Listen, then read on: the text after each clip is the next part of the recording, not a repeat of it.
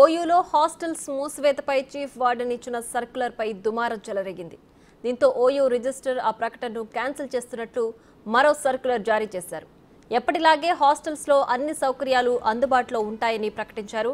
వెకేషన్కు వెళ్లే వారి ఇష్టమని చెప్పారు.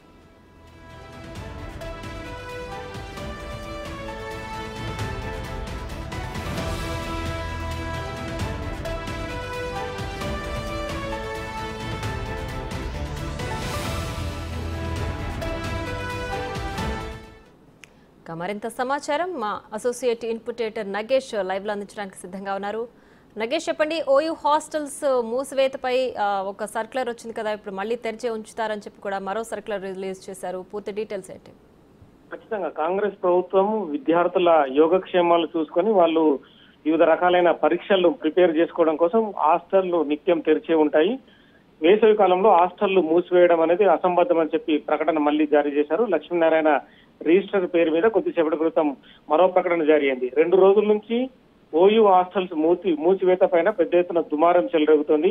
ప్రతిపక్ష పార్టీ బీఆర్ఎస్ గతంలో తాము ఎప్పుడు హాస్టల్స్ మూసివేయలేదని చెప్పి వాళ్ళు వివిధ రకాల ట్వీట్ ద్వారా ట్వీట్ చేశారు. అటు కేటీఆర్ కావచ్చు, మిగతా మాజీ మంత్రులు కావచ్చు చేశారు. దానిపైన మల్లు బట్టి విక్రమార్క ఉప ముఖ్యమంత్రి అసలు తాము కరెంటు తీసివేయడం కావచ్చు, అలాగే హాస్టల్స్ లో నీటిని బంద్ చేయడం కావచ్చు, ఇలాంటివి చేయలేదు. అందులో చీఫ్ వార్డెన్ మరి ఆ ప్రకటన ఇవ్వడం కుదరదని చెప్పారు. ఆ చీఫ్ వార్డెన్ కి రిజిస్ట్రార్ ద్వారా షోకాజ్ నోటీస్ కూడా జారీ చేశారు. ఎందుకంటే ఓయూ హాస్టల్స్ పైన ఎప్పటి నుంచో దుమారం చెలరేగుతుంది. అంటే గత ప్రభుత్వంలో చాలా వరకు హాస్టల్స్ ను మూసివేశారని చెప్పి ముఖ్యమంత్రి రేవంత్ రెడ్డి ఒక ట్వీట్ ద్వారా ఇవాళ ఉదయమే చెప్పారు. గత ప్రభుత్వమే ఇలాంటి దుశ్చర్యలకు పాల్పడింది. తమ ప్రభుత్వం మాత్రం ఎట్టి పరిస్థితుల్లో విద్యార్థుల యోగక్షేమాలను చూస్తుంది. వాళ్ళు ఎందుకంటే గ్రూప్ 1, గ్రూప్ 2, 3, 4 లాంటి పరీక్షలకు సన్నద్ధం ఉండాలి.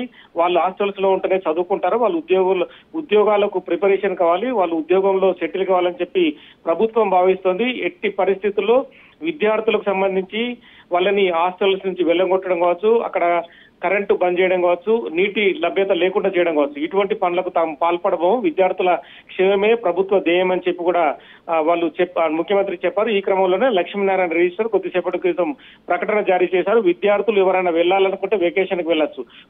ఉన్న విద్యార్థులకు మాత్రం ఖచ్చితంగా నిత్యం 24 గంటలు వాటర్ వస్తుంది, అలాగే కరెంటు కూడా కొనసాగుతుంది. వాళ్ళందరూ కూడా పరీక్షలకు ప్రిపరేషన్ కావాలి, ఎవరిని ఇబ్బంది పట్టే ఉద్దేశం లేదని చెప్పి రిజిస్టర్ తన ప్రకటనలో పేర్కొన్నారు.